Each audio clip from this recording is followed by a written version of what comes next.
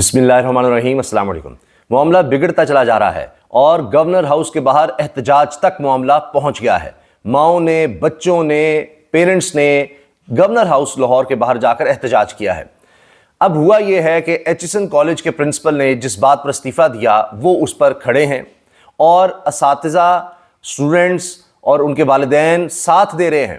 اور ایچسن کی ہسٹری میں کم ہی ایسا ہوا ہوگا کہ اتنا بڑا کالج اور اتنا پرانا کالج، یہ اسکول، اور اس کو ایلیٹ کلاس کا یعنی اسکول مانا جاتا ہے، کالج مانا جاتا ہے، اس کے پیرنٹس اور بچے آئے ہیں گورنر ہاؤس کے باہر اور احتجاج کر رہے ہیں۔ لیکن عجیب مناظر تھے، یہ لوگ دیکھ کر بھی حیران ہو گئے کہ وہاں پر واٹر کینن اور جناب اینٹی رائٹ فورس بلا لی گئی اور بالکل ایسے سے تیار ہیں اور کسی وقت دھاوا بول دیں گے۔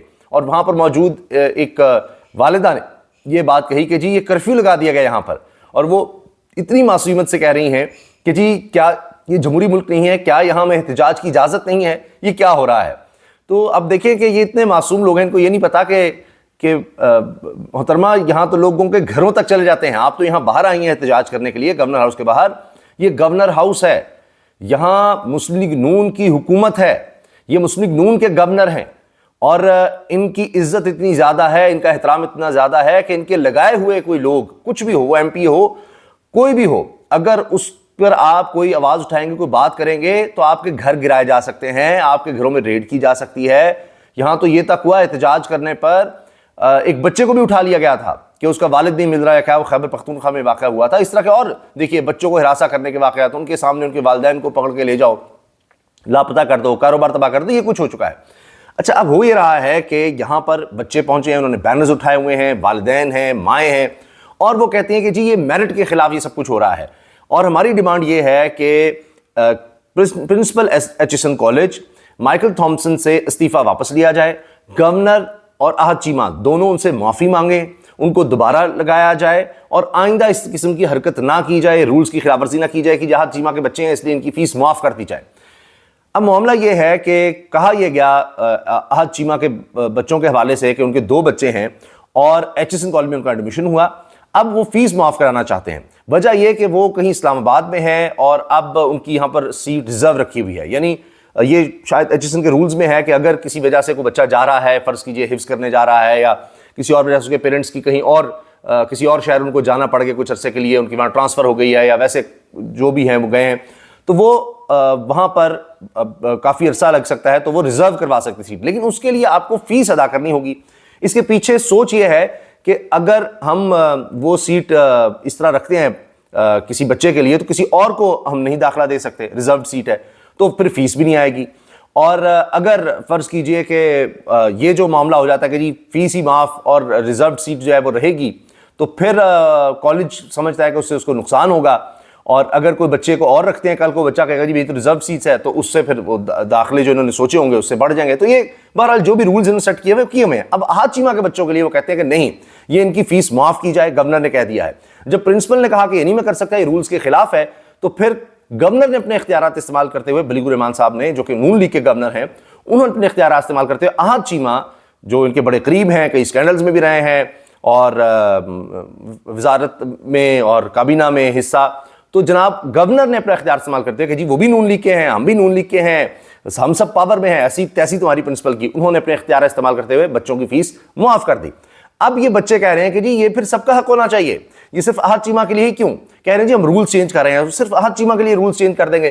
ایک ماں نے یہ کہا کہ جی پھر کیا واپس لے آئیں گے؟ جب یہ بچے پڑھ کر چلے جائیں گے پھر وہی رول واپس آ جائے گا؟ یہ سب کے لیے کیوں نہیں؟ یہ ان کی دفاعی اس طرح سے ہوا ہے کہ جس کی اپروچ ہوگی گورنر تک، جو ان کی کابینہ کا حصہ ہوگا، اس کے لیے یہ سب کچھ ہو جائے گا۔ تو یہ احتجاج اب آپ دیکھیے کہ سوشل میڈیا سے نکل کر گورنر ہاؤس کے باہر تک پہنچ گیا ہے، لیکن ظاہر ہے کہ واٹر کینن دیکھیں آپ کہ کوئی ماں کوئی بچہ یہاں احتجاج نہیں کر سکتا، واٹر کینن پہنچے گی، اینٹی رائٹ گیئر پہنچے گا، پتہ نہیں وہاں پر آنسو گیس کے شیلز پہنچ جائیں گے، پولیس پہنچ جائے گی، اور جناب یہ دکھانے کے لیے وہ کہتے ہیں کہ ہمیں خوفزدہ کریں، ہم کہاں اپنے ملک میں احتجاج نہیں کر سکتے۔ وہاں پر ایک بچے نے بھی یہ بات کی کہ جی ہماری یہ ڈیمانڈ ہے اور یہ بالکل غلط ہے، رولز کے خلاف ہے۔ اچھا اس پر جب منصور علی خان صاحب نے شو میں سوال کیا تو عظمہ بخاری صاحبہ پھر غصے میں آ گئیں.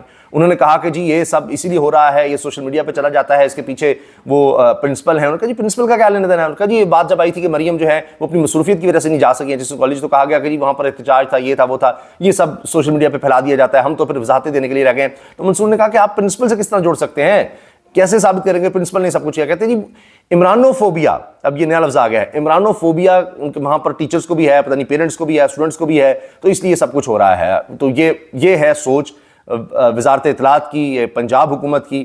اب اصل مسئلہ کیا ہے؟ مسئلہ یہ ہے کہ یہاں پر ایک یہ عادت بن چکی ہے پاکستان میں, اشرافیہ کہیں, حالانکہ یہ اشرافیہ کا اسکول ہوگا لیکن وہاں پر بھی آپ دیکھیں کہ ان پہ بھی جو سپر اشرافیہ ہے ان کی یہ عادت ہے پروٹوکول کی. جس طرح آپ دیکھ لیجیے یہ اوپر سے افیکٹ آتا ہے کہ میاں نواز شریف ہیں, کوئی ان کے پاس عہدہ نہیں ہے سرکاری, لیکن وہ سرکاری پروٹوکول استعمال کریں گے, گاڑیاں, پیٹرول سرکاری. ایک سوچ ہے, وہ میاں صاحب کے پاس اتنی دولت ہے کہ وہ یعنی جتنی بھی گاڑیاں سرکاری طور پر ان کو مل رہی ہیں, اگرچہ اس کی گنجائش اس طرح نہیں ہوگی, لیکن کو جو ہائیسٹ پروٹوکول دیا جا رہا ہے وہ ان کا پیٹرول خود ڈلوا سکتے ہیں, وہ ایک گاڑیاں خود خرید سکتے ہیں. لیکن جو مفت کا مزہ ہے وہ الگ ہے, وہ اتنے نوکر جو سرکاری طور پر ملتے ہیں وہ رکھ سکتے ہیں. لیکن یہ ایک مائنڈ سیٹ ہے کہ نہیں یہ سرکار کا ہم نے استعمال کرنا ہے. وی آئی پی کلچر, میں کابینہ کی بھی میٹنگ میں بیٹھوں گا, وی آئی پی کلچر, تو یہ اس کو انجوائے کرتے ہیں کہ جب گورنر لگ گئے ہم شہنشاہ ہیں, ہم بادشاہ ہیں, ہم وزیر اعلیٰ ہیں, ہم شہنشاہ بادشاہ ہیں, یہ ہماری رعایا ہے, چاہے وہ ایک ایلیٹ کلاس کی بھی ہو, رعایا تو ہماری ہے. یہ رول صرف احد چیمہ کے لیے بدل دیے جائیں گے. کون کس طرح سے جرأت کر سکتا ہے؟ الٹا اب گورنر صاحب کہہ رہے ہیں کہ جی پرنسپل کے خلاف ہم انکوائری کریں گے. پرنسپل نے لکھا کہ 1 سال سے یہ ہو رہا ہے, مداخلت ہو رہی ہے. ابھی کہنے جی وہ تو ویسے ہی جا رہا تھا, وہ شاید اسی وجہ سے جا رہا تھا. اور اس پر سماک راجہ نے کہا کہ جی وہ وہاں جا کر پڑھاتے بھی ہیں کچھ, تو انہوں نے کہا کہ سب جانتے ہیں کہ پرنسپل کس قابلیت کا ہے, یہ آسٹریلیا واپس چلا جائے گا, اس کے لیے کوئی اتنا مسئلہ نہیں ہے, لیکن اس سے جو انسٹیٹیوشن کی تباہی ہوگی. اور اس میں سید بابر علی, مشہور سماجی شخصیت اور ایجوکیشن میں بڑا کام, بہت بڑا خاندان, انہوں نے یہ لکھا کہ جی 90 سال میں کبھی ایسا کوئی پرنسپل نہیں آیا جس نے اتنا زبردست کام کیا ہو. اور انہوں نے یہ لیٹر لکھا اور وہ بھی مینجمنٹ کمیٹی سے نکل گئی. یہ بھی بہت بڑا دھچکا ہے. جو سید بابر علی ہیں یہ بہت بڑی شخصیت ہیں پاکستان کی, بہت بڑی شخصیت ہے. ان کے خاندان کی, ان کی اپنی ذاتی بہت کاوشیں ہیں پاکستان میں ایجوکیشن کے حوالے سے, پاکستان میں سوشل ورک کے حوالے سے, بہت کاوشیں. ان کا یہ لکھنا اور ان کا بھی مینجمنٹ سے جانا یہ بہت بڑا دھچکا ہے, اور اس سے حکومت نکل نہیں سکے گی. یہ وقتی طور پر ان کو دبا دیں گے, ہاں چیمہ کے بچوں کی فیس بھی معاف ہو جائے گی, اچھا جی فیس معاف ہو گئی, وہ پھر سال بعد دوبارہ آئیں گے جناب دندناتے, اور ہم آ گئے جی ہمارا باپ دیکھو کابینہ میں تھا, یہ تھا وہ تھا, ایسی جرت, ہم نے پرنسپل بدلوا دیا, وہ دیکھو استعفیٰ دے کر جانا پڑا, اس کے خلاف انکوائری کرا دی. اور یہ لوگ ایسا نہیں ہے کہ یہ پہلی دفعہ یہ کام کر رہے ہیں, کیونکہ ان کو پتہ ہے کہ ہم یہ کرتے ہیں اور کر گزرتے ہیں, کوئی ہمارے آگے نہیں ٹھہر سکتا. 2015 میں بھی یہ کیا, تب بھی نون لیگ کی حکومت تھی. اور یہ ماجد نظامی صاحب نے اس کو شیئر کیا ہے کہ 2015 میں ایچ ایس این کالج میں کیا ہوا, میاں منشا کے پوتے, یوسف زگلانی کے پوتے, سردار ایاز سعدی کے پوتے, تہمینہ دولتانہ کے پوتے, راؤ اجمل کے پوتے سمیت کئی دوسرے طالب علم داخلہ ٹیسٹ پاس نہیں کر پائے تھے. اہم افراد کے بیٹوں اور پوتوں کو ٹیسٹ میں فیل ہونے کے باوجود داخلہ نہ دینے پر پرنسپل کالج ڈاکٹر آغا غضنفر کو عہدے سے ہٹا دیا گیا کہ بھائی بچے ہمارے فیل ہوئے لیکن پھر بھی داخلہ دو. پرنسپل پر دباؤ تھا کہ اہم شخصیات کے رشتہ داروں کو ایڈجسٹ کیا جائے.